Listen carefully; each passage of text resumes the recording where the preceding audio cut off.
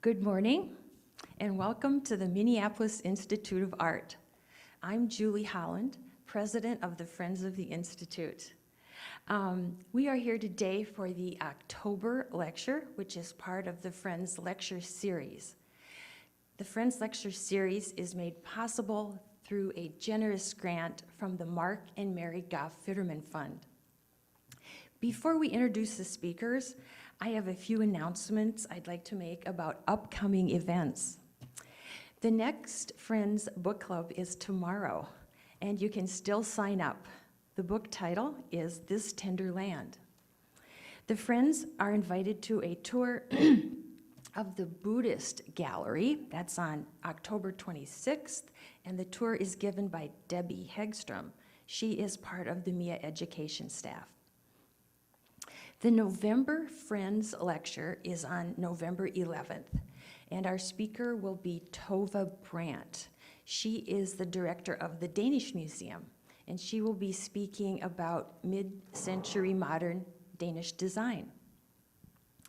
The Friends are having a clearance sale of gift items on December 1st and 2nd.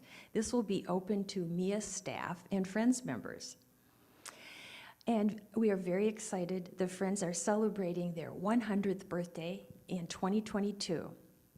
And we will kick off our celebration, on January 20th with a lecture and a luncheon. And our speaker will be Eike Schmidt, the director of the Uffizi Gallery in Florence, Italy. And if you aren't a member of the Friends, I invite you to join.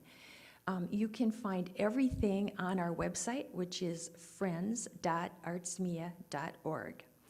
And being a friend is a great way to engage with MIA, and there are many benefits. And one of them is that our dues are complimentary until 2022. Okay, so now I will introduce Tom Rasher. Tom is the John E. Andrus III curator of prints and drawings here at the Minneapolis Institute of Art. He came to MIA in 2009 from the MFA in Boston. He has curated more than 40, or co-curated more than 40 exhibitions. Some have been seen at the Chicago Institute of Art, the Metropolitan Museum of Art, and the Rembrandt House in Amsterdam. Tom will introduce the speakers, and he will moderate the discussion. And Tom is the perfect person to moderate a discussion with an artist and a chef, because Tom says if he isn't thinking about art, he's thinking about food. So I turn the program over to Tom. It's a pleasure to be here today, and I'm so glad that all of you friends out there in television land can be with us today as well. It's we're kind of rolling with it today. We didn't know a while ago whether this would be a live presentation or whether this would be a completely Zoom presentation isolated. We have something that's a little bit hybrid today, in that I am very fortunate to be with our guests here on the stage in Pillsbury Auditorium at MIA today. Our guests today are Amy Thielen and her husband Aaron Spangler. They are a dynamic duo of creativity with deep roots in Minnesota. Not only were they born in northern Minnesota, they were both educated here in Minneapolis. Amy went to McAllister, and Aaron is a product of MCAD, the College of Art and Design, which is our sister institution. And while he was there, he was not only studying his art practice, but he was also making music pretty intensely. And I think that both of these activities have carried over into his life. And now, besides being a nationally recognized sculptor and a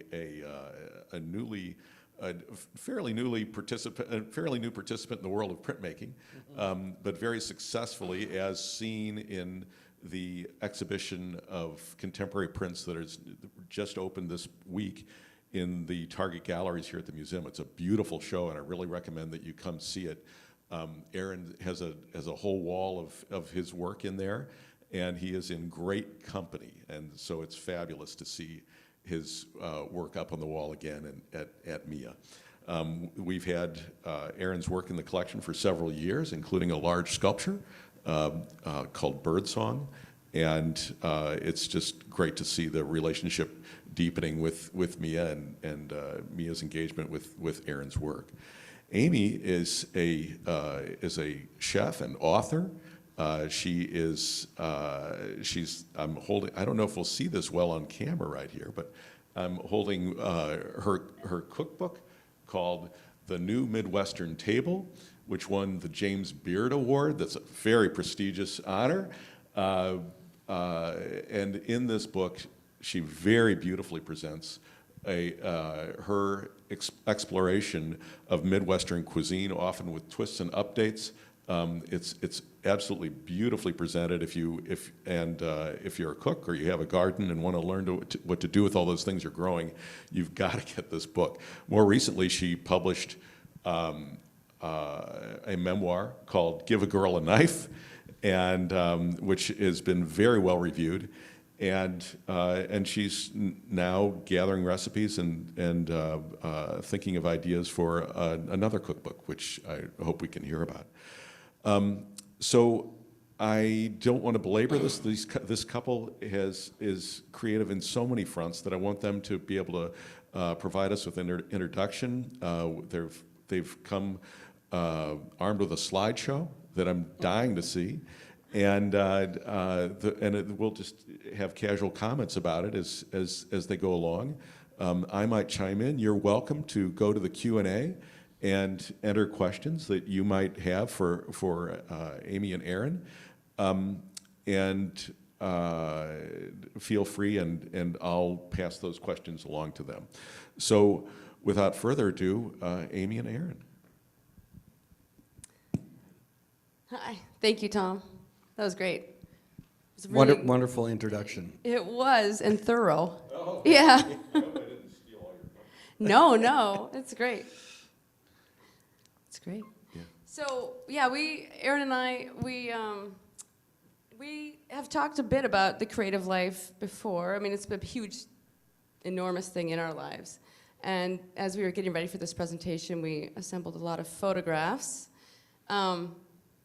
To bio, is there anything else I should add? Just that we're both from northern Minnesota, from Park Rapids, and Aaron built a house in 1995, and I moved into it with him in 1997, and we lived there for 3 years, just in the summers, and then we lived in Minneapolis, and then we moved to New York City for 10 years, and we moved back to the same house in 2009.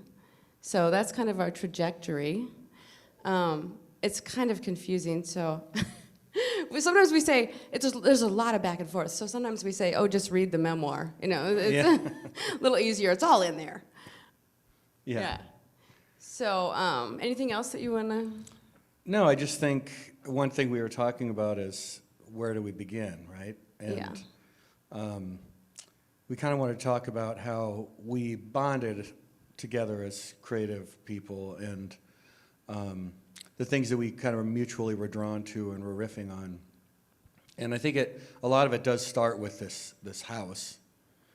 Yeah. And because I had built the house, but I was maybe in there really a month or two until I realized the Hermitage was not the fantasy that I thought it would be. Here, let me get to the first slide so we can see it. So. Oh, yeah. That's just a shot of Aaron, us pumping water at this place.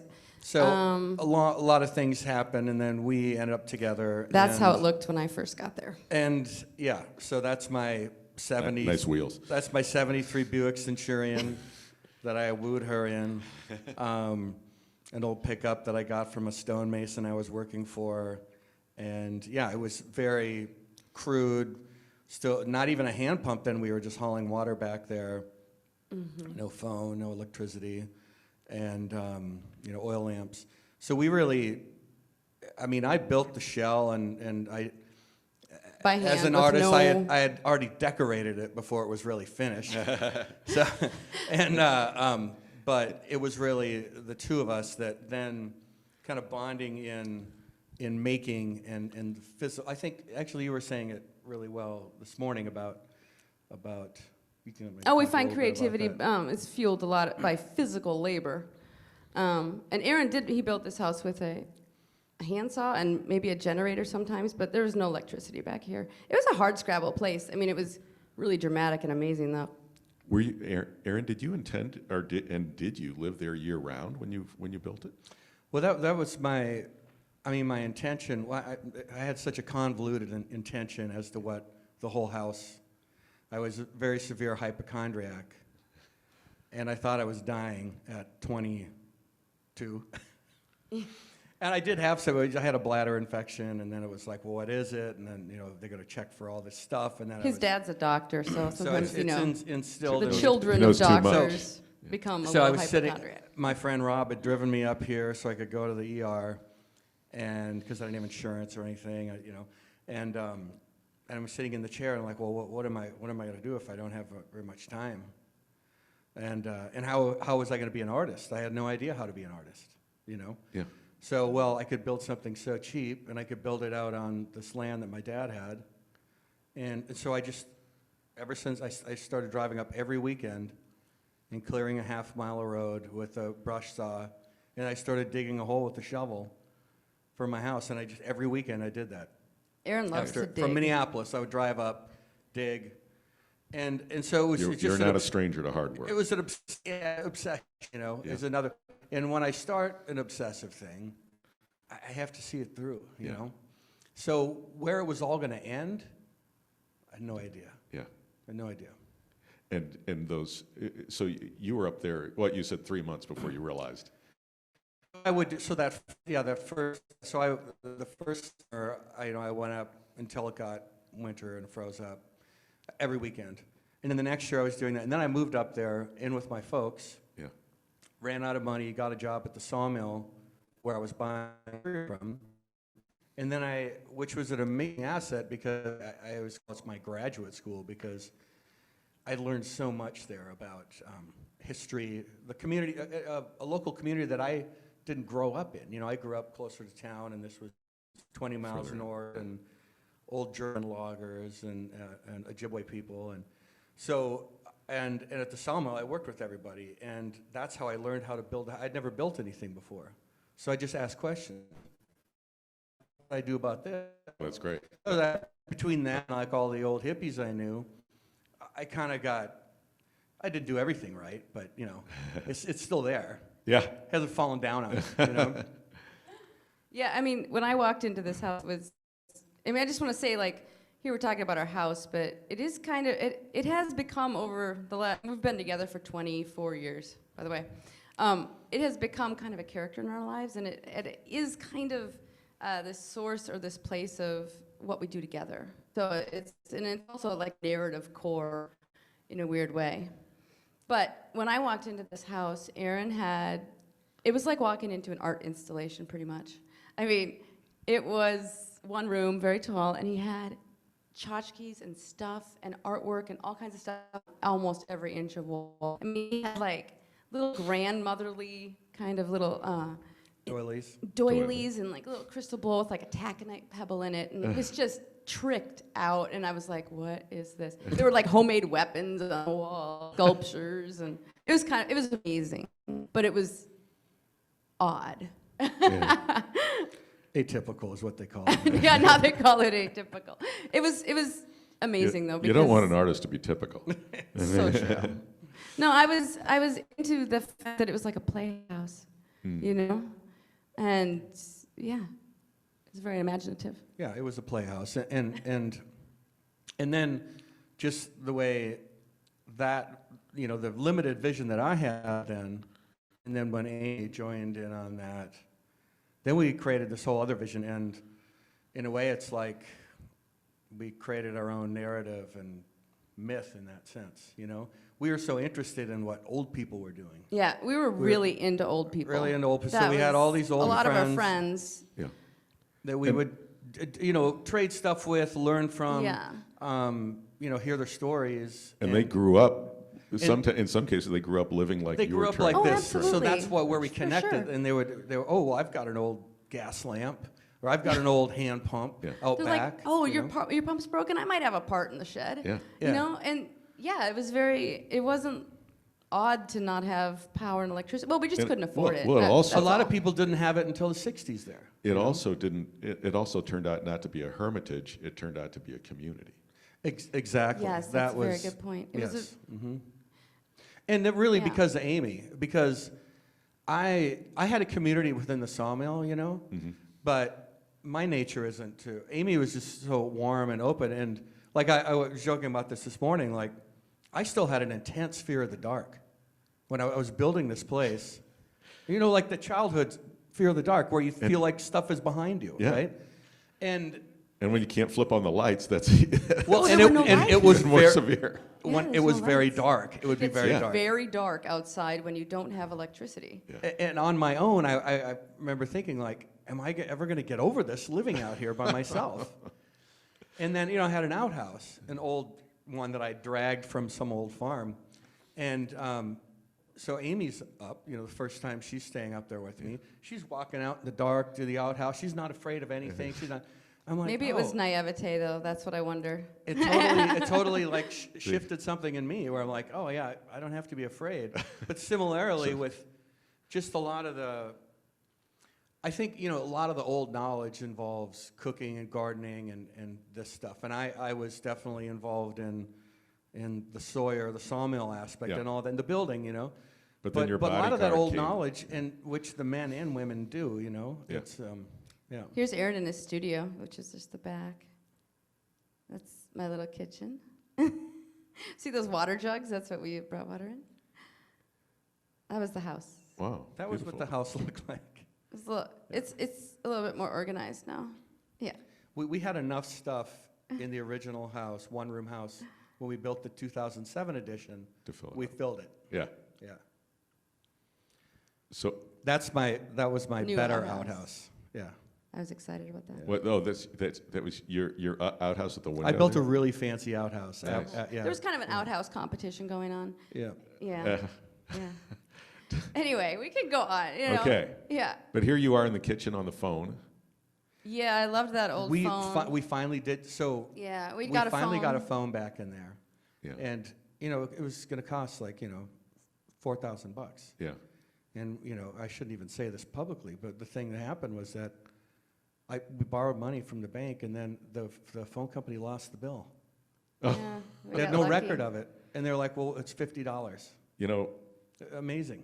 I don't know if this presentation is being recorded, but I hope there's a statute of limitations. Yeah, on I it. hope so too. Yeah, don't go back. I'm not going to say which company, Yeah. but we used that money really to move to New York City. That we had that money that Part yeah. of it, you know. I mean, we used some of that to get there. So how long were you living off the grid before you moved to New York? 3 years, but just like half the year. Yeah. We had to leave when it was too cold to shower outside. Yeah. And we eventually did pound a well and had a hand pump, and then that's pretty tough when it's But in the pretty winters, freezing up. we moved down to Minneapolis. We drove down. We'd lived in this warehouse that's now torn down here. It was called Lighthouse Bay, and there were a lot of artists. And that was maybe rougher some- than this house. Oh yeah, it was Although it rougher. did There was have- one bathroom for 8 floors. It was totally. Yeah. You know, when before we went on air today, we'd Yeah. been talking about things, and one of the things that you said is that when you were living off the grid, it's a very creative process because you're working all the time, but that your time is consumed by the details of life.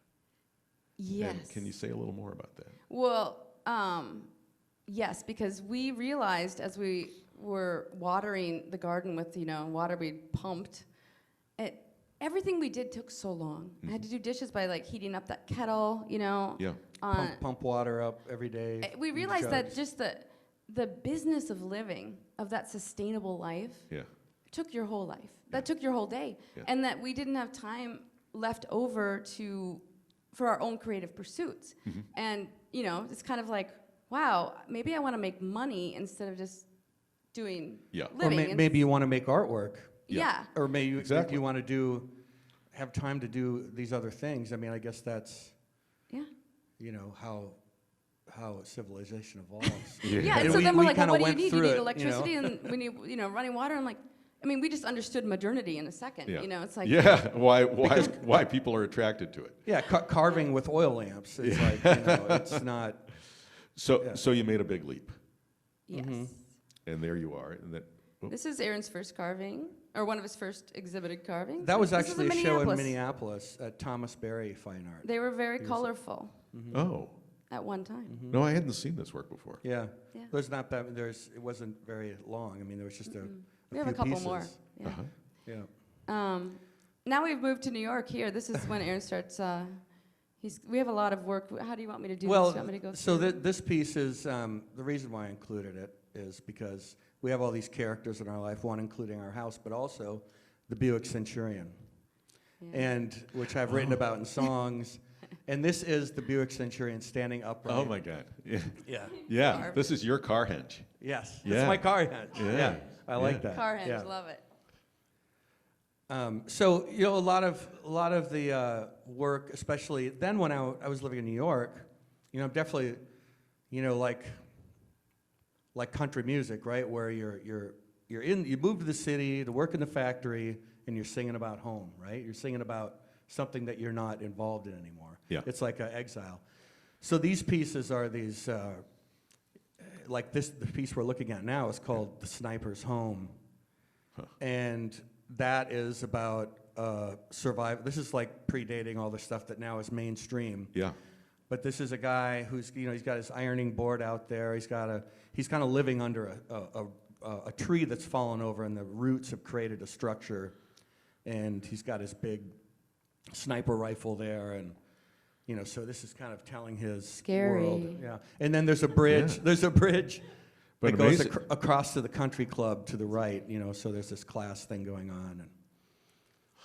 And Amazing carving, though. I mean, this is what, sort of 6 inches deep or something? no, 4 inches deep, these or what? pieces were probably like 4 inches Yeah. deep, It's and they're bas relief. carved in soft maple. Yeah. Do you want Okay. me to? Here, I'll zip through. See if another one. This is another one. This one's called Useless Knowledge. It's about burning books. There's all those books in So the there's a truck. military vehicle, and then there's like a raft. A guy's building a raft in case this flood comes along, you know. And yeah, there's like a country store behind there. Kind of a dark view.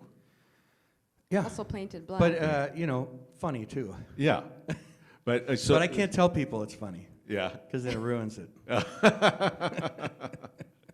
Did you? It's now. a- So this is. It's this hard is- country. It's dark country. This is work you're creating in New York. In New York, Yeah. looking back at your experience in Yeah. So Minnesota. we Yeah. moved really Yeah. abruptly to New York. I Yeah. decided I was sitting at the table with the lamp, you know, the oil lamp, and Yeah. I was an English major, right? So I was just gonna, try to write something. Yes. And I just sat there on a yellow legal pad, and I was like, I just realized I didn't have anything to write about. Oh. You Really? know? With all that around you. Yeah, because I was just like, I hadn't lived, and I was too close to the experience. And Yeah. so I just kind of put that aside and decided I would just use my body, work with my hands. Yeah. And that was really great for like getting my brain to turn. Mm-hmm. And I love that. We both love physical labor or working, and so we moved to New York for me to go to cooking school real abruptly. So before you moved to New York and made that move to cooking school, how long before that did you know that cooking was going to be your thing? Well, I had shown a slide earlier where I'm in a diner kitchen with this. I worked at the diner on Main Street, Park Rapids, for a couple summers. I loved that job. $5 an hour. That's what I earned. Look how It was love a the German diner. it was a German diner. I'm over the deep fryer. I just was like, I was into it. I love the brunch rush, the regulars. Yeah. Having to keep up with all that stuff, your brain has to multitask like crazy. That's what I like. Yeah. It's soothing to me. Yeah. Yeah. This is one of the only photos I have of working on the line in New York City. And that was taken with a really mini Polaroid. I just don't have very many photos. But after cooking school, I started working in fine dining restaurants. Yeah. And did for the next 7 years. And I worked about 75, 80 hours a week. Tell more about breaking into that.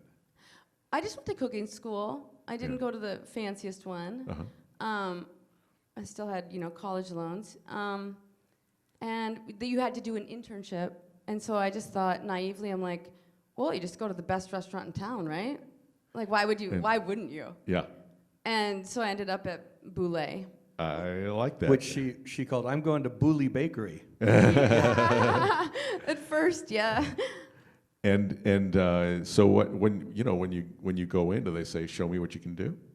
Yeah, I was like, I finished cooking school and I've worked in a diner for 2 summers. Yeah.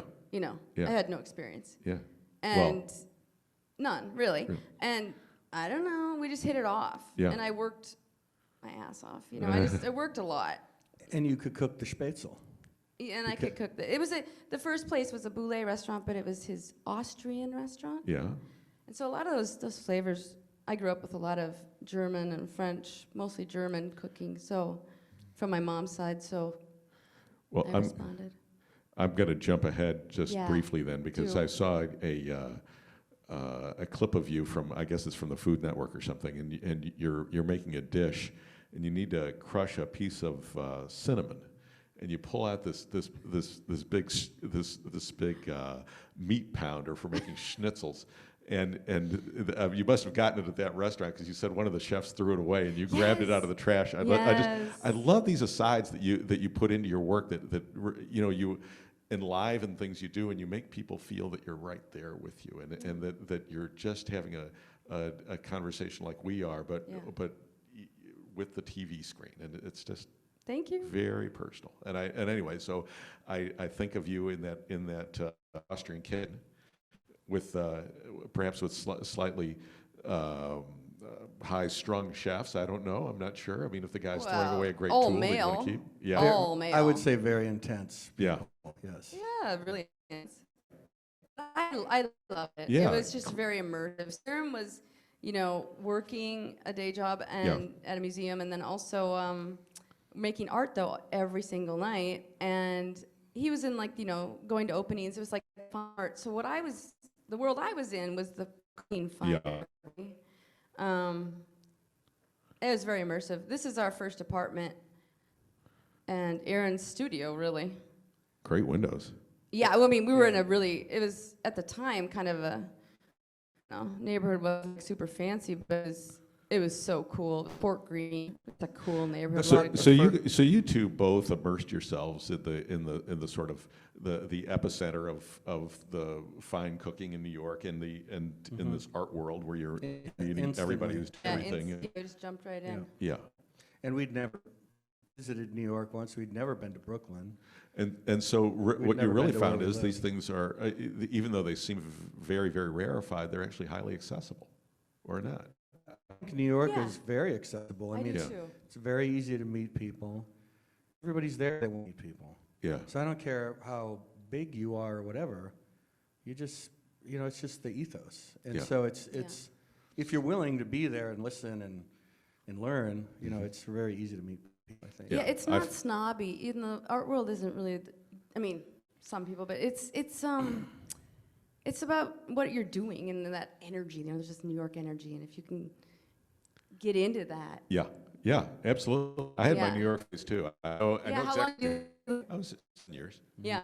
and I found the same thing. If you're brave enough to go talk to people, they're usually willing to talk to you. They'll respect it, yeah. And a lot of people are glad that you're in.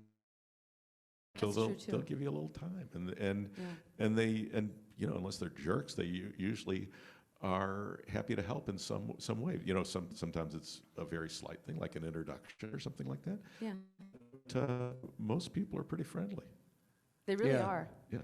Well, the funny thing about this apartment was that the first apartment was just a one-room studio.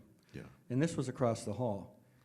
And there was a couple writers across the hall, and when they moved out, they're like, do you want this place? And we were like, wow, this is big. We couldn't afford it, so my sister moved in. But But the the writer writer was- was Colson Whitehead. Oh, Yeah. He was living across He was the writing hall his from first us. book kidding. while we were living Yeah. next door. amazing. He was writing The Intuitionist. Hey, are you still in touch with him? No, No. no, but he But- gave us his apartment, and Yeah, we're he's like, do you eternally guys, thankful. do That's you guys pretty want cool. this? And it was a great space. It was Yeah. huge, 2 floors, and we didn't have furniture. So Aaron's like, well, maybe let's have a show. Yeah. Let's put up an art show and invite people, and You Yeah, and put- that became my studio, and then upstairs was the apartment. And there were like 100 some people that we, so then we meet people. Yeah.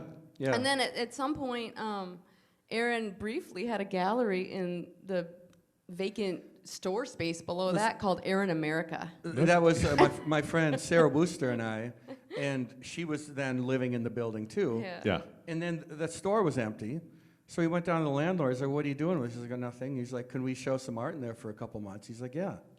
So we just kind of fixed it up and did that. Met people that way. You know? This is sort of in a way, I didn't know about that, and it's sort of a forerunner to things you're doing in Park Rapids now with the Art Center, and and which we'll hear more about. So this is. I think it's this is a great. natural thing where artists want to show art. They want to, create community. Yeah. And that's why, I think a lot of artists do some dealing, do some art writing. I mean, it's all one. It's all one story. Yeah. Yeah. Yeah. And have your friends from that period continued with you, and do you Oh yeah. Oh. trade Yeah, yeah. work or Oh, our house is, we've got lots We of have a nice lot stuff. of trades. Yeah. yeah? Oh, fun. It's the only way we get art. What's this slide here? So this is essentially the reason why we ended up. So we were back from New York, and In Minnesota. In Minnesota, For the summer. and I was working on a show for a gallery in Berlin, and that was going to be at that time. I think it was going to be in January, and I didn't. And this gallery, it's Michael Jansen Gallery in Berlin. I didn't want to move. I didn't want to move back to New York for a couple months with this giant work and then ship it. Yeah. So let's just stay here for the winter, and I'll finish the show. Well, then the whole economy collapsed that Yeah. fall, Right. and then we just started to think more about, well, I mean, we spent the winter here, and we still had the apartment that I had a cousin living in, sub-renting, and we did that for a few years, and then it was just like, we're not going To hold on to it, we're 'cause not we had a going deal. back there, Well, this is the piece that show was a total flop, Because in of the the- recession. Yeah. It didn't sell. It wasn't a flop. It just didn't sell. No, it was a good show, but I didn't sell anything. And we were what I used think to is things amazing, selling. I want to hear a little bit about how you wound up making the connection with a dealer in Berlin, and you have Well- a big show there. And Oh, yeah, we It sort was- of it skipped was- over the part where you became an artist all the time. Oh, yeah. So at some point, I, after 2 or 3 years of doing construction and carpentry in New York, Yeah. making art in the evenings, and I got in some group shows, and then I started working with a dealer who had brought Mauricio Catalan over to my studio, and he bought a piece. Yeah. And then this dealer bought a piece. And then Mauricio called up Donna Mira Rebel from Miami, to come up and see the work. And they flew up a couple days later and bought the rest of the work. The rest of the work. Well, I mean, I didn't have a time. My work takes a long time to make. It's not like I had a shit ton of work. But I know, but I mean, I had, that's kind of cool that somebody Yeah, comes in there and was says, 4 or 5 I'll take pieces." it all. I mean, Yeah, they were like, we're buying out the studio. and you said the Rubels, right? Yes. And who are sort of some of the most famous collectors in the country, and they are tastemakers. Right. And they have their own museum in Right. Miami. Miami. So they Yeah. brought I us mean, down. that's sort of like being called up by the Yankees. Absolutely. That's what it's like. Yeah. Yeah, it was amazing. And so,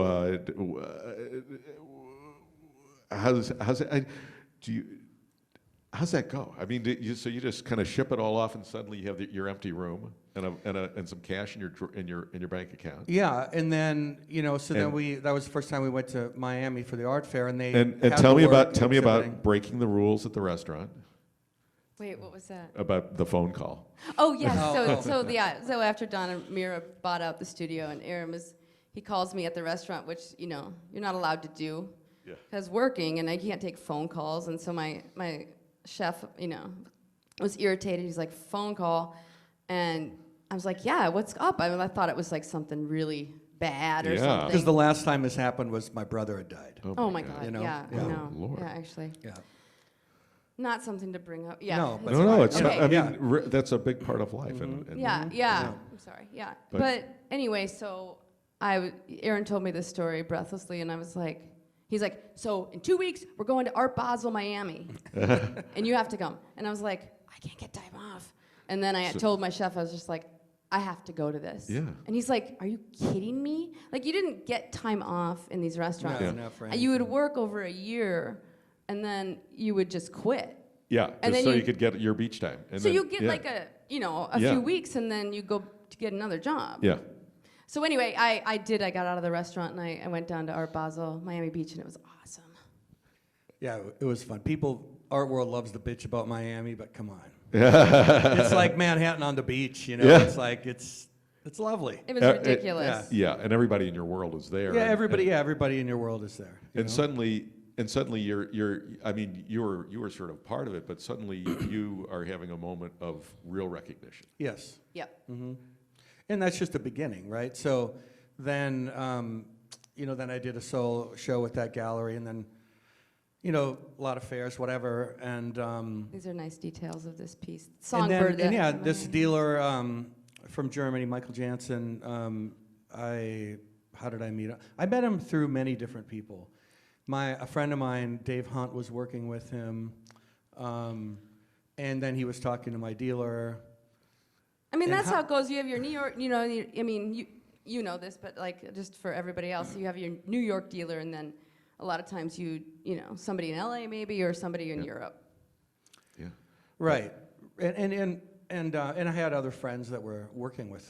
Well, Jesse was working with Michael, and so it made sense, and then it was just the timing. It's just like take New York. I make really big pieces. It's in Germany, and so. Oh yeah, tell them about how the Germans moved that piece, that Songbird, which this one. Yeah. Oh well, yeah. So MIA they use a crane here, right? And Yeah. in most museums. And I was thinking, well, you can't move it without a crane. Well, I had to go in this elevator sideways. It couldn't. It's like 10 feet tall, right? Or No. It's like 8.5 feet tall or something like that. It weighs probably a ton, but Yeah. And so what do they do? So these guys, these German art handlers, they said, Yeah. no, it's no problem. And they just put straps underneath and just Yeah. picked it up. Yeah. And they turned it. And then they put it back up. I mean, it was unbelievable. well, it's got Yeah. a fragile They're- surface, so you're. Yeah. You If sort it of, were you were to kinda- fall, Yeah. I was like, You're we're not like, going to be able to "Okay, get it up guys." into the space. But so yeah, then eventually that piece then was shown many different places and Yeah. many different shows. Yeah. Ended up back in the States. Yeah. And a wonderful collector here in Minneapolis Yes. bought it for Mia. Yeah. And so that's how you guys have it. We're so grateful. And I'm so glad to have it here. Perfect and home not for it. somewhere that I And can't see it. Yeah, and it was Yeah. and I think early on didn't we install it in the old Master Gallery? Yeah, it was a great spot. It was Yeah. it was just so cool in the big salon hung Yeah. gallery. Yeah. And because it's so massive and it's this black body that it just holds its own that it has a lot of gravity about it. Yeah. Yeah, wonderful.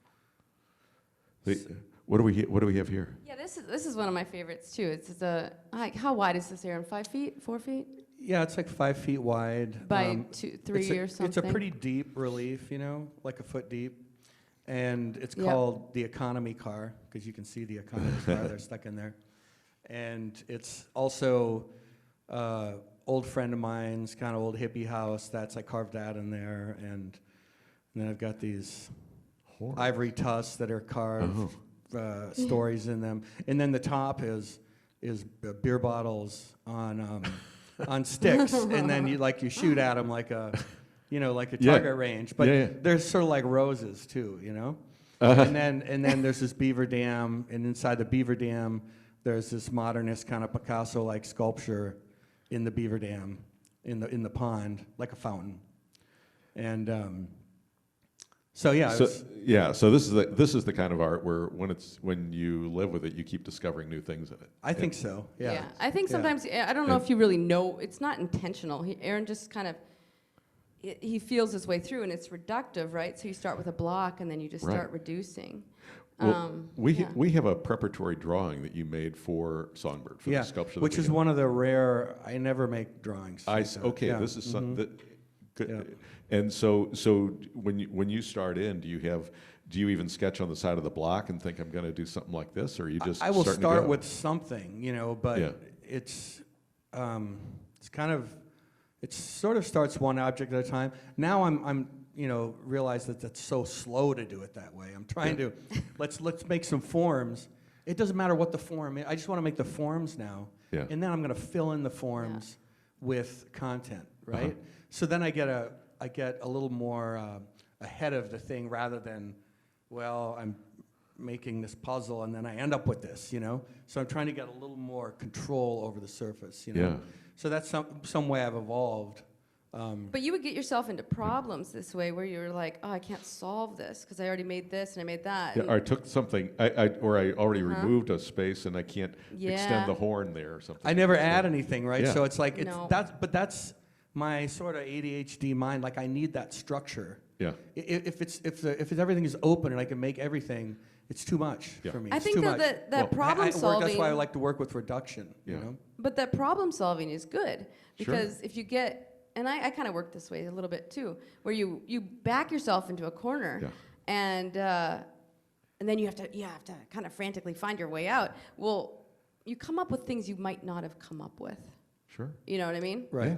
But also, I just want to say as an Right. aside, in Aaron's studio, there's a whole box of things you've carved off of carvings. I Oh, love going through that. Like Yeah. there's Johnny Paycheck face in I've there. had to do this Johnny Paycheck carving forever, and I, It's creepy, Yeah. and you took it off, and now it's like his face it's like a drama face or something. It's in a box, and I call it I skin the hide off of the carving. yeah. Got a box of this stuff that I've accumulated. Maybe someday that'll be grist for an additive sculpture instead of. Well, I have actually made a couple additive things, gluing those things together. Yeah. I just want to go through them like gifts. Put them on the wall. Put Johnny Paycheck on the wall. That might be a little. One day, Johnny one day Paycheck, I'll he just do the doesn't Johnny work. Paycheck. You should. Yeah. So So now we're getting into this is Oh, so- this is High Point. yeah. So in the timeline, we would be Here Says- we're back in Minneapolis at the High Point Center for printmaking. So this is 2014. Okay. Maybe started in 13, but we finally kind of got what we were going to do, and making these large block prints, and they're all printed with spoons, and so it was a huge project. It would take them like to do one imprint, probably 4 hours, and then they did multiple editions, and then I think I did 9 pieces. This is about, first of all, you got to carve these huge blocks Yeah. to make these things, Yes. these big panels. But also, it's not just a pass through the press, because these can't go through a printing press. They can't go through a press. Yeah. And one thing we realized with the disadvantage, obviously, is that it takes a long time. But we could push the tonality, with doing it with spoons, rubbing hard or less. Yeah. And so once they figured out what I want the piece to look, then they would do each edition, trying to replicate what they did before, which is very Yeah. hard because This- what you're looking at is this. And one thing I love is that I mean, obviously in this scale, but this way, many prints were making. This is the You know, Fascinating. you know, This is the oldest in thing. your house, you've gone. You sort of went back to the 19th century. Now you're skipping back. A few more, you I'm know. going way back. back in And time. the show is called Bloodite. But one of the things, what I was really seeing around me in where I live is this rumblings of what we now see as so mainstream, Yeah. which is this piece was originally called Christian Separatist Home Birth. Yeah. And then before Right. before the show, Cole and I talked. Was like, well, we might actually want to have to sell this thing. Maybe that's not going to be the title. So the piece is called Separatist. Yeah. But it was about this community of what was growing in our area is a lot of separatist homeschooling, you know, very like in a dogmatic religious way, this kind of wellness and natural childbirth and which is nothing wrong with that, but there was a kind of a militantism. Yeah. And these were the people moving into our area Yeah. and having large families. And so some of their ethos you could identify with, and some you really couldn't. Exactly. Exactly. Like the Yeah. canning and all the kind Yeah. of Organic wifely food home and- arts or whatever yeah, you want to say. yeah, yeah. But Yeah. at the same time, it's like there's a weird feeling about it. Yeah. You Yeah, know, there's and now that was we were feeling it on the ground. What now? Nationwide we talk about like a lot of Trump voters or The that kind January of 6th stuff. the what? The January Well, 6th. what The eventually January led 6th to that, stuff, yeah. Yeah. But it's not just that. I mean, it's the conspirituality, it's the wellness world, because it was Yeah. coming on both sides and Yep. drawing into just getting radicalized, And Yes. now it's just beyond the pale. And do you these know? do you find that when you have all these people moving into this area, are they getting along, or is there friction, or is it? Well, I think so- they get along with each other. 'Cause Yeah, they're- great. they're- I see, because they're in their own communities, and so, Yeah. so No, actually, I mean, I was like, oh, this is like this other world that nobody knows about, right? Yeah. Nobody knows that this is happening. Well, now they do. yeah, Actually, Because- it's actually the most popular It's people. mainstream. It's Yeah. mainstream. And I would also say that people weren't just moving in to do that. That's No, the no, roots that's of true. that's the area. Park Rapids has always been kind of a conservative town. yeah. But those aren't our friends. Are there's also a lot of really cool people living out in the woods and everywhere in that town. There's amazing people there. And like a lot of places have become way more radicalized than when I was building my place, and it was that Clinton era, and you had a lot of the militia stuff, but it was so obscured, Yeah. It was like Randy Weaver at Ruby Ridge. These were really outliers, Yeah. Yeah. And then I realized after I own guns, rifles, for varmints and hunting. And I remember it was the day that Sandy Hook happened. And I had bought a pistol from a friend of mine years ago, right? Yeah. And I was just like, I don't want to have anything that I have because I think it's cool. Yeah. Because that's why I got it. I was like, oh, Yeah. this is cool. Yeah. When I was younger. So I brought that into the local gun shop. And I was like, I want to trade this for just a 22 bolt action rifle. Yeah. And well, first they came and said, well, I hope you're not looking for any automatics or ARs because of Sandy Hook, they're sold out in a day, Oh, my right? God. That's chilling. So I traded this thing in, and they were like, "What's wrong with you? This is like an unregistered pistol that I'm getting rid of, because I got it from a friend, Yeah, one of yeah. these things." And in the paranoid state, you're like, "Well, you never get rid of that because Yeah, the it might come in government can't handy. find it, right?" Yeah. So I was voluntarily giving this up just to trade for this rifle. Yeah.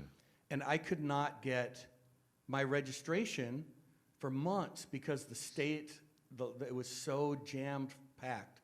I mean, you couldn't register. People were buying So guns. it was just- the yeah. line was too long. Yeah, and two times I was in there trying to get my registration. Yeah. I was behind. One time I was behind a young couple with the baby, and they were in there buying, looking at pink handle pistols for her purse, And I'm like, my God, should I be worried about where I live? Is it such a threat that people need to carry a pistol around in their No. purse at No. all times?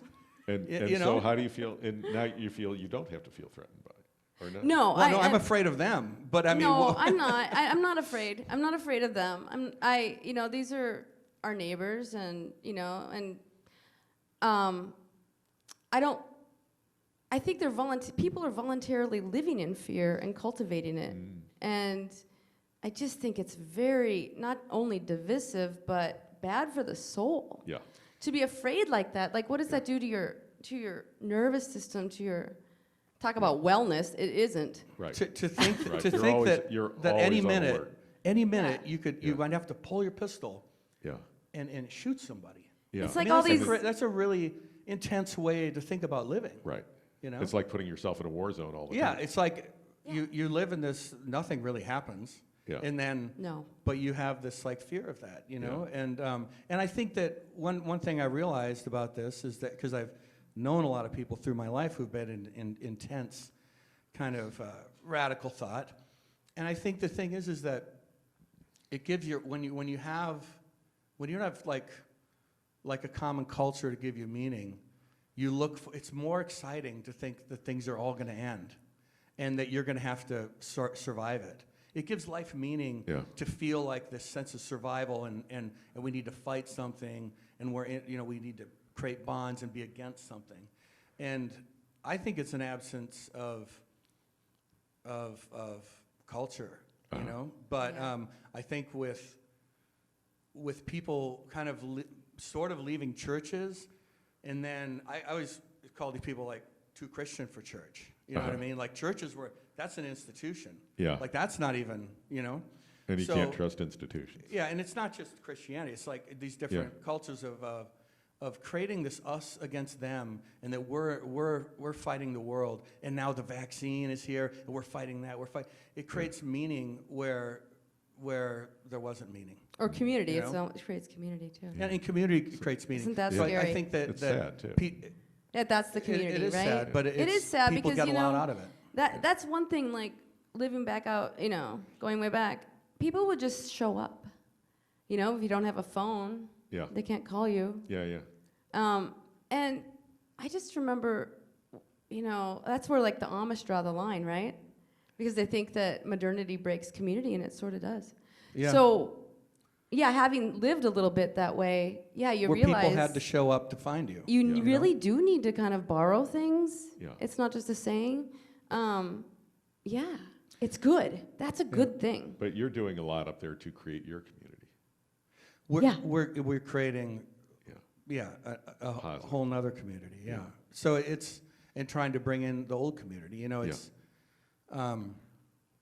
but Aaron carved me. That's my body.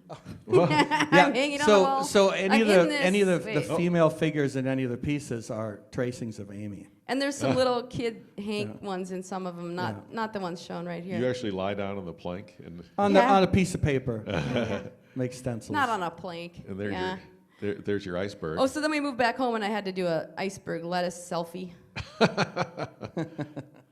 I know. Your books are your recipes are deliberately limited to things that you can find in your garden or your grocery store. Yeah. And you show us the iceberg lettuce picture. Is it the kind of thing where you can't find the interesting lettuce or whatever in the grocery store? Is that changed now?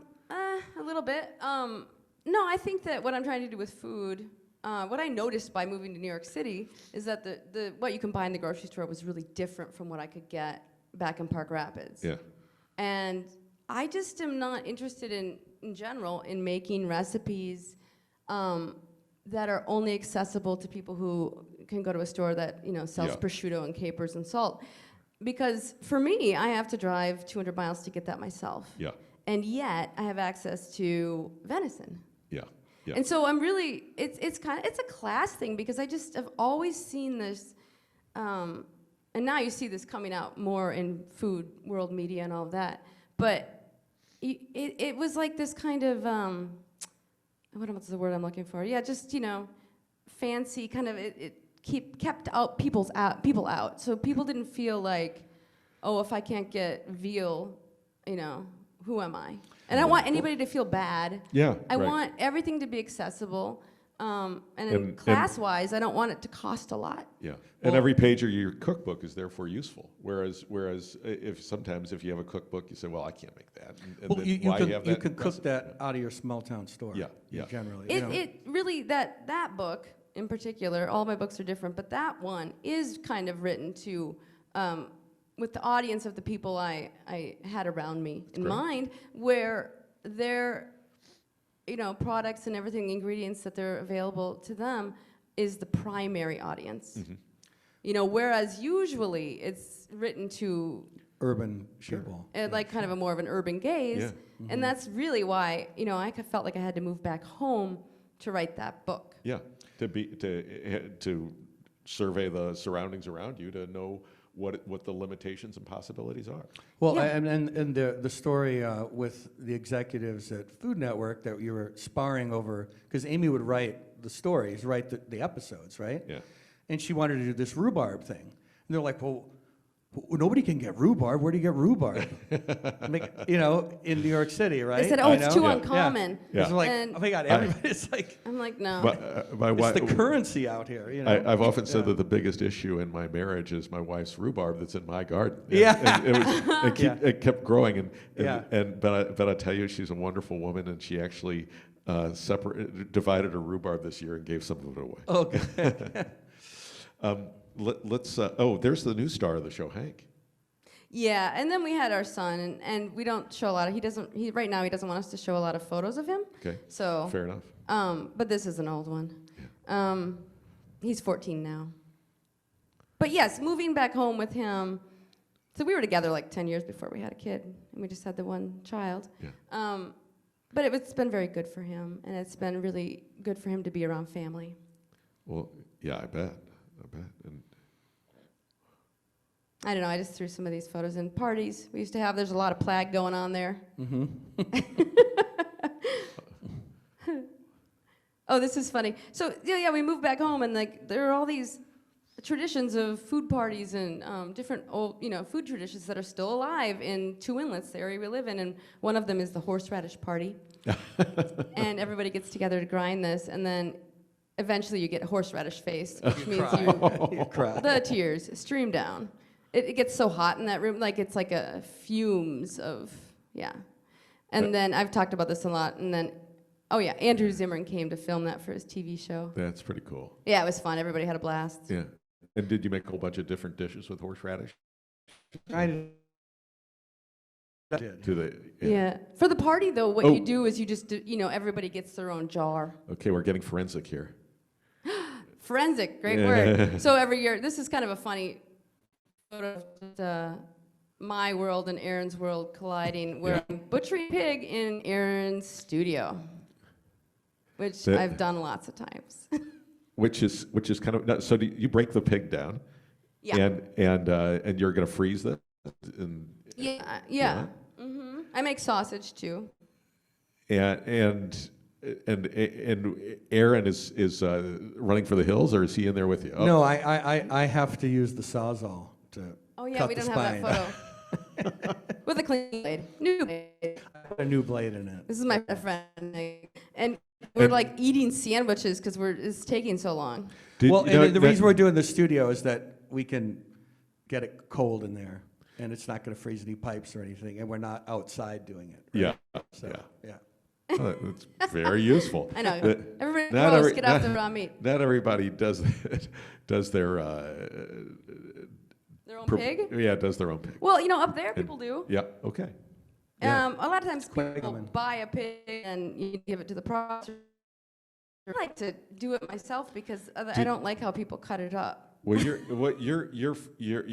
some relatives of yours, I don't know if they're your cousins or who have a butcher shop. Did you? Yes. Did you go there and work with them at all? Learn how to break No. down an animal? Or No, I learned a lot just working in New York as a Yeah. chef, but I think Do it's also just kind of in my blood. Yeah. I like to butcher. It's kind of weird, I know. Very nice.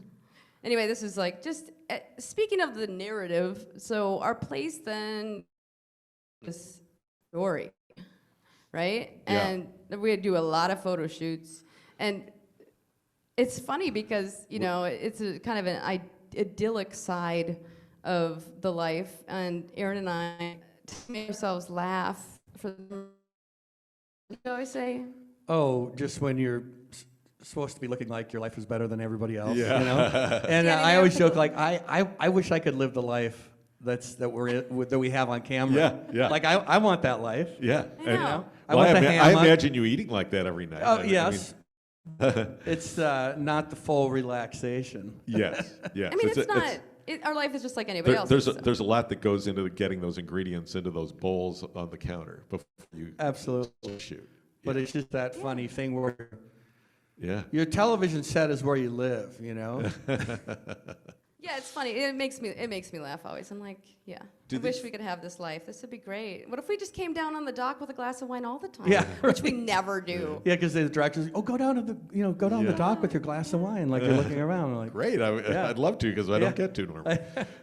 So do these photo shoots, were they preparatory to doing the book, or is it?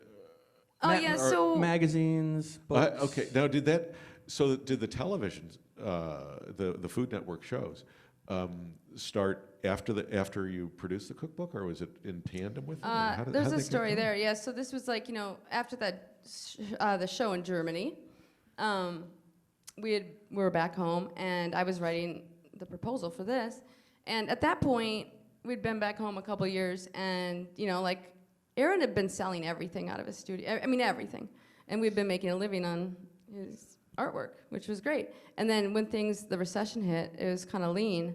And I was like, I have to make this book, And so I did. And when we sold it, my agent, who I'd met years before, sold it as a 2-book deal, and then also had the TV thing kind of in mind, because her partner works at Random House in the TV, kind of as a produces content. editor at large, plus does all of the TV and stuff. Yeah. Did you find you were a natural, or did it take coaching? How'd it go? Pretty natural. Like like we said though, it's like the one thing that I would have a hard time with. Well, first of all, I was doing these crazy things like pounding things with like meat mallets and kind of professional stuff, like taking my chef's knife and peeling things. They're like, no, don't do that, Did you grow up watching food TV? I just saw this new documentary that is out about Julia Child and fabulous thing. You'll love it, I'm sure. I love her. Did you watch stuff like that as a kid, or did you go back and watch it when you were getting deeper and deeper into your own food presentation? No. I watched every day after school. My brothers and I would sit on the carpet and on our bellies, and we watched Great Chefs on PBS. Do you remember that? I do not. I did not get that. It was real nerdy. It was not, it was not entertainment. It was like a French chef in his kitchen, making something, and we're like, Mom, can you make that? My mom was a really good cook. Yeah. So we watched a lot. We watched a lot of TV at my house. I OD'd on TV as a child, and so I don't watch much now. I OD'd too, but I watch too much now. What are we doing here? Yeah. So anyway, I sold those 2 books, and this was the second one. Okay. So the second one was a memoir called Give a Girl a Knife, and that was a really, that's a totally different thing than writing a cookbook. So, it was a challenge to me, and I loved it. It was hard, and it was good. Anyway, for the book, go ahead. Was it the first book by a woman who'd been a chef in these situations to do a memoir of that type? I mean, it was among some of the first. Yeah. Probably. So women have started doing it. I mean, it's a... Okay. Yeah, and I really didn't, for me, it wasn't so much about being a woman, although there is stuff in there about, I experienced plenty of sexism and bias in the kitchens. At that time, there were mostly men in places I worked. I don't know. I was pretty scrappy. I got along fine. Yeah, I couldn't bring it with me, but there is a picture of the book there, Give a Girl a Knife, the pink cover with the black lettering. But it's clear that you earned tremendous respect from these chefs because they gathered together for your potluck. So talk a little about this book launch. Yes, so for the book launch of this book, we went to it was in New York, and I was writing a lot for Saveur magazine, and that's Adam Sachs, the editor, and they have a test kitchen. We did the book launch there, and I decided, because I was coming in from Minnesota, and I used a lot of materials from my own home, so it's hard to ship them. Although I did ship stuff like colostrum from a local farm. I'm not sure I want to know. For a custard, which it's what the mama cow gives her baby. Yeah. It's very interesting. I wanted to feed colostrum pudding to a bunch of New York City food editors and journalists. I mean, was that something that you dreamed up, or you heard of using it before? No, I've been using it in recipes. Aaron's grandmother. My grandmother, they have a dairy farm. Yeah. They were Norwegian, and they had the calves dance, or what do they call it? Calvadance. It's Yeah. traditional. Yeah, that's It's what I was old wondering. Yeah, school baked stuff. colostrum, yeah. Interesting. And Yeah. so you introduced them to something that. What did you tell them what it was before they ate it? Oh yes, And was it new to them? most of them, yeah. Yeah, I bet. Yeah. Anyway, so for the book launch, I decided to call potluck. Here, go back one slide. And ask all of my, or forward. A lot of the chefs I used to work with if they would each bring a dish. And so we have Eddie, what was his name? Eddie and Galen and Shea Galante. I worked at his restaurant, my last restaurant, and then David Boulet, who I worked in 2 of his restaurants. So they all came. It was a blast. And they all cooked together and served a dinner. It was beautiful. How phenomenal! Really. Yeah, it was really cool. It was also for me like There- kind of putting a closure on that part of my life Yeah. in a weird way. That it's not really who I am. I don't really cook that way anymore. Yeah. I mostly write, and I write recipes for home cooks, and I've become a civilian home cook in most respects. Except for the fact that you're also a leader in this, and those people are doing it by training other people who work with them, and they're operating restaurants, and they're Yes. probably publishing cookbooks too, and all this kind of stuff. Yeah. But you're still developing techniques, ideas, flavors, whatever Yeah. Oh, I am. combinations. So, and I guess, and I imagine a lot of home cooks are. Because like my wife, she'll be cooking and she'll decide, well, I want to try it this way or that way and whatever. Yeah. And so you're constantly inventing, but in documenting it and testing it and making sure that it's right and showing somebody else that that there's something new to do, you're being a leader in that, and you're also, I haven't read your entire book, but I've read parts of it, and you're training people to be cooks and to Yeah. try new things themselves. Yeah, it's really teaching. Yeah, it is. It is teaching. It's wonderful. And the next cookbook I have coming out in about 10 months or a year, it's called Company. And that book is sort of about entertaining, but it doesn't have any napkin rings or flower arrangements. People Yeah. can do that themselves. It's really just about Getting cooking. together. It's for- kind of like for a larger group. Yes, it's cooking for lots of different people, Yeah. but it's a conversation between like me and the cook during the day of. Uh-huh. Basically, and a lot of those recipes, the book kept just getting longer and longer and longer because I just keep writing the methods. I find that what I'm most interested now is describing things rather than relying on a certain number, Yeah. because that is how I learned to cook professionally. We didn't even know the temperature of the ovens. You put your hand in it, is it hot or is it not hot? Yeah. And that flexibility, natural ingredients, they have all these very annoying natural variables. Yeah. You yeah. know? And so even if you have a teaspoon, it's not necessarily the same from pot to pot. Yeah. Yeah, or So- even little so- different brands so of you have to salt taste are it gonna, and use your intuition and your own. Yes, and I find that, yes, that's exactly it. Intuition, taste memory, and Yeah. intuition is stronger than any recipe. And when you're focused on, like I have a wood cook stove right now, Yeah. and you cannot think about what is the temperature. Right. Yeah. That just won't work for you. So numbers, in a way, cause you to doubt your intuition, is what I'm finding. Yeah. And Yeah. so that, yes, so the methods in this new cookbook are very long because I'm describing and giving people the tools, I hope, to make things off the cuff or to use different ingredients and not worry Yeah. about whether or not it'll turn out. That's fabulous. I mean, and because it really becomes very personal. I think we're going to Probably get the time, signal to huh? wrap it up here a second. But Yeah. now we're looking back at some printmaking things. Oh, you want me to look at those And pictures? we have a question. We have a couple of questions here. One, Oh, okay. one is, how big are your editions, Aaron? Each one is different. So like these really large ones, I think there was 3 in the edition, because these are 8 feet by 4 feet, something like that. So so it's a lot to make an individual Yeah, one, and and there then- are not and many then- people with a wall to put them up. Well, and then on top of that, when they're doing an edition, they do the edition, then they do all these words that I don't know, the BAT, Yeah. the artist proofs, the printer's proof, the exhibition proof, Got it. you know, so they're making quite a few. And then on the smaller pieces, you know, then some of those were maybe editioned in 7/8 or something like that. Yeah.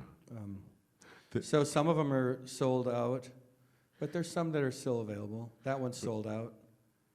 Fence lines.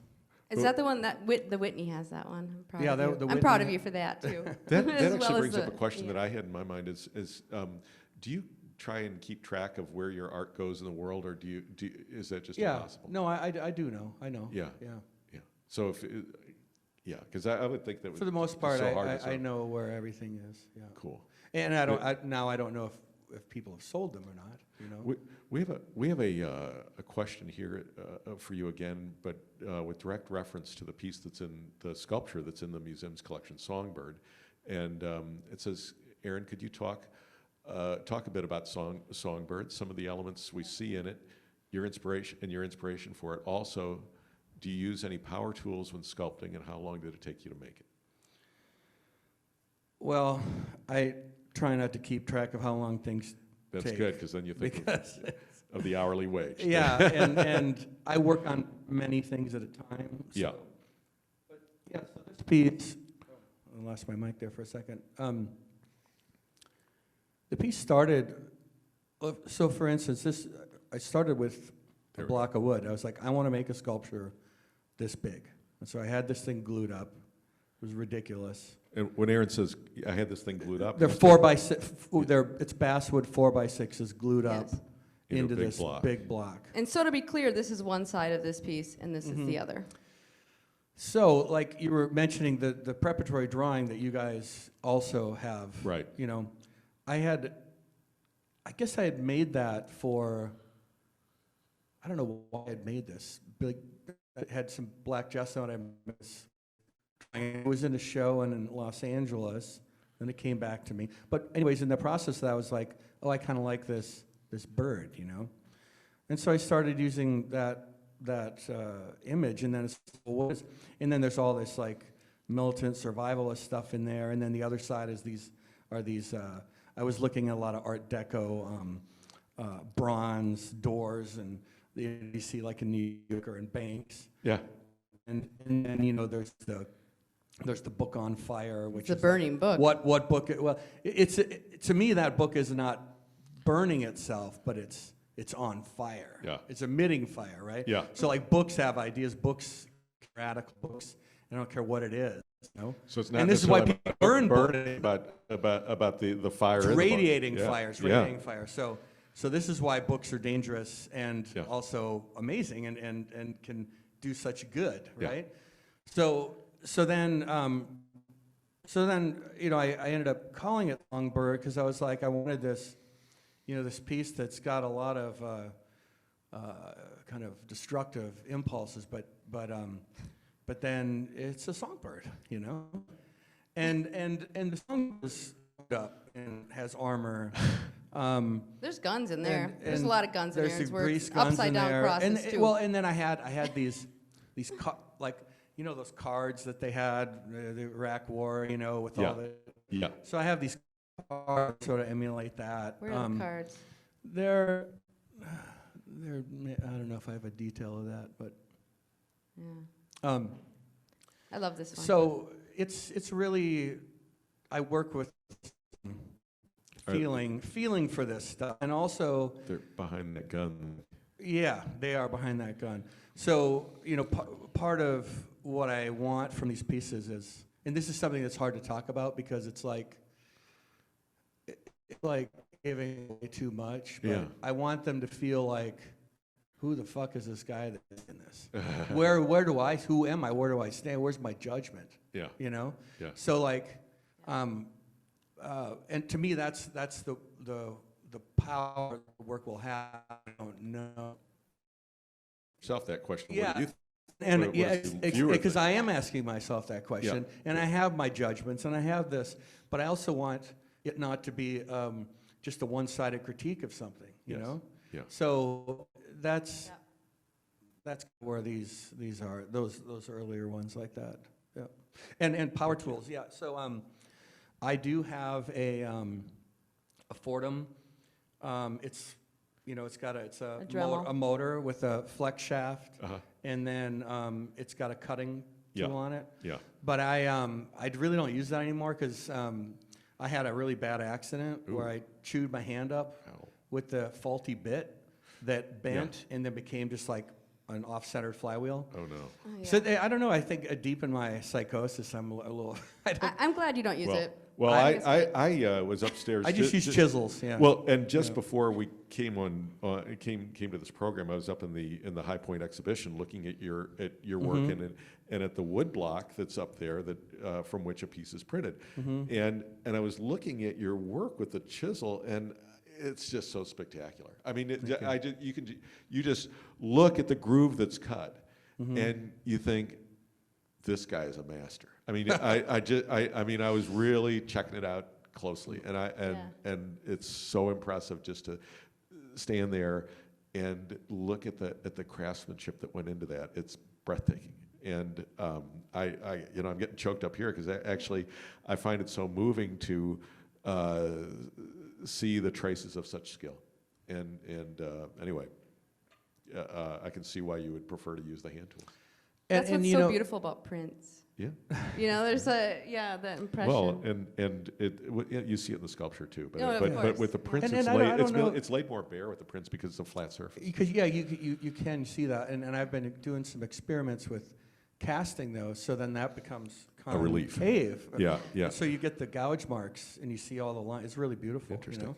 I'll look forward to But the it's if I'm doing like a big thing and I need to clear big chunks, I will use a electric chainsaw in my studio because I don't want the exhaust. Yeah. But the thing is that because I do work really reductively, and not, I mean, I know carving is all reductively, but I really find my way into the thing. So like, I don't want to clear a bunch of stuff and then like, oh, well, I wish I wouldn't have done that. So it's a slow process where I'm going in with that. So I generally clear stuff with the chisel, and frankly, you can clear stuff with the chisel almost as fast because when you use a chainsaw cut, you make a mess. Yeah. You make a messy Yeah. surface. Yeah, yeah. Whereas if I'm just using, and then you're making a flat surface, Yeah. So if I'm using chisels and working my way in, big gouges, Yeah. you can clear stuff really fast. Yeah. Yeah. And you come up with a very nice surface at the same time. Yeah, Or and you just Yeah. you leave yourself more options Yeah. as you're going into a piece. Yeah. We're going to need to wrap it up shortly, but Okay. but there's one last question here that I want to broaden a little bit, because the question is, are your sculptures always black, Aaron? But I'd really love to have both of you talk about the meaning of color in your work. Interesting. I'll let you start with that. Oh, yeah, I think in color a lot. Yeah. Yeah. Especially because I do a lot of photo shoots, and I know what it is with the brown food. I mean, brown food can be very comforting, but a lot of things can be brown. I know I love the color. I love, where we live, it's very vibrant. So like the color of plums cooking with sugar and jam. But remember, you always used to talk about the color on the plate and how that was Yes. nutritionally significant, and and I think it was something you got from your mother, which was like you need to have this varied color on the plate, because then you're getting this. I mean, you can. Yeah, they call it eat the rainbow now, right? Oh. But my mom was a good cook, and she always usually made 3 vegetables, maybe one that was raw and 2 cooked vegetable sides. And she'd ask us in the mornings, we'd be in the shower, like, what do you want? What do you want with the fried chicken? Do you want corn? And and we'd pick 2 green things, and she'd say, no, you can't pick 2 green. And so I learned that. I just found that when I was looking at some things you'd cooked, I appreciated the vividness of the color and It's important to me. We Yeah. eat with our eyes, but also I do think even more than that there's a nutritional. Yeah. Interesting. There's a lot we don't know about nutrition. Probably true. Yeah. Yeah. And a lot of stuff said about nutrition is probably not right. So Well, that's right, because the guidelines are changed all the time, like aspirin this week, Yeah. and then there's, I don't know, salt has been discussed forever. I but hate again that, but today- I think exactly, that 'cause it's more intuitive than. Yeah. I think if we stick with the intuition, and maybe you crave something orange today because you need it, Yeah. that's better. your work? So, I do sculptures that aren't black, but Yeah. the one thing that now I'm actually making a sculpture again that's black. Uh-huh. That's I'm working. I can show you a process photo of that. But so I'm kind of back in black with this piece. But you know, one of the things I think the black is it's like a black and white film or a black and white photo. The color is there for your imagination to be had. It doesn't necessarily need to show that. Yeah. And so it isn't necessarily the absence of color, but it's a concentration of that, and it really focuses. It makes the carving into drawing in Yes. a way. Yeah. And it also shows all the because the graphite surface, it picks up all the chisel marks and makes that a kind of more of a translucent texture. Yeah. So that's my relationship with that. Yeah, the subtlety of the passage of light over your work is tremendous. Yeah. Yeah, true. Yeah. Yeah. Mm-hmm. So this is this is what you're working on now. This is what I'm working. This is for a show at the Carnegie Museum that opens in March. This is a very big carving. This one is 12 feet by 6 feet. Amazing. That's a big project. And Yeah. so you color them up and keep going. Oh yeah, I paint, I carve, I paint, I carve, I recarve, I paint. You know, just to get a feel for where it's going, and then a lot of that stuff that's painted now will be recarved and new details, new surfaces. Amazing. I look forward to seeing this when it's done. What am I doing there? It's like I'm the angel of death, or what is that? Yeah, your body has become the angel of death there, or something. I'll let you two I'm discuss still that figuring later. I don't know. Well, okay. Is there anything else you want to say in wrapping up here, or What do I? We could land on. oh. That's not. Oh, there's so much there. There's so much, but okay. Well, There's you got one your thing LA that. oh my God. So I want to just say that this is the latest thing that Aaron's been on the board of this Namath Art Center Yeah. in Park Rapids, and it's been an art center for many years. But he kind of did a little bit of a takeover, sort of. Well, I mean, we've got a new board. Board is great, and we have a great director, And Tessa you Beck. have an Alex Soth show on that right now. We with Yeah, Minnesota it that's just is over, and we had a TL Oh. Celine show in the spring, Uh-huh. which Yeah. took up the whole space, and Rachel Collier. So is your season over now because the cold Yeah, weather's it's come? over now. Yeah, Okay, the but show's so next over. spring you're already starting to plan for that. I Yeah, assume. yep. Tremendous. And There's and- Alex Soth. He's talking. Yeah. It was amazing because we showed photos that for the Paris, Minnesota show that he had taken in the area. Oh. And so we had originally seen these photos in W Magazine in New York Yes. in 2007. Yeah. We thought, well, this is really weird to see like people from your town. From your hometown, Yeah. and So- images. Sure. And so we really wanted to show it here Yeah. or there, and he was into the idea, so we pulled it off. What are the which is- gifts to the community? I Yeah, have it was not cool. known about the art center. And tell us the name again. It's the Namath Art Center in Yeah. Park Rapids.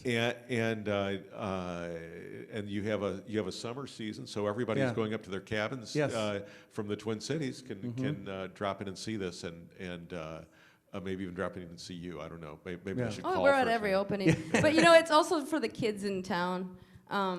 There's like a little bike gang, and they come by all the time. Well, you also have a whole slate of art classes there. I saw that. Well, we're Yeah. doing classes, and we want to do more of that, Wonderful. Right. More creating community. But in conclusion, I guess the show that you guys put together here, Dennis John. Yes. I mean, it's such a beautifully hung show. Yeah, Dennis and It's- Bill Skoji worked on the design together, and, Yeah. and it's gorgeous. It's a gorgeous show. And of and Prince, what a yeah. and what a great show to reopen with for our community, because it's Yeah. it's the High Point Center is right here in town. We've recently acquired their archive here at the museums. They're 20 years of their production, and to be able to share that with our community and show that great work is being made here in Minnesota is terrific. And some of the artists are from the area, but they're from all over the world, and you are in great company, and they're in great company with you. It is such a pleasure to be with both of you. You're just wonderful, and what a great asset to you, not just your community, but our community. And thank you That's so very much for sweet. being with us. I know that you're Thank busy. you, Tom. Aaron, Aaron is already has Aaron cannot create work fast enough because there's such a demand for his sculpture, and so to think that you all are giving us a couple of days of your time to do this is just the greatest gift. And so thank you so much, and thank you to the Friends for sponsoring this, for Yeah, bringing us thank together, you. and Thank thank you, you to all you Friends. participants. I get to see the count as you go along, and almost all of you have stayed with us over this elongated hour-and-a-half program. Oh, And, we are. We and I went think it's a over. real tribute to our guests. So thank you for being with us. Come see the show. Join the Friends. It's free for a year. Help us celebrate the Friends Centennial. The Friends are just so wonderful for the museum. And so we're all part of this community. And even though we couldn't be together physically today, I'm so glad that this high technology has brought us together. And thank you for your support of the museum. Thank you to our staff. I'm waving to Brian up there. Thank you for making this possible. We love you all, and come see us at the museum as soon as you feel safe and comfortable.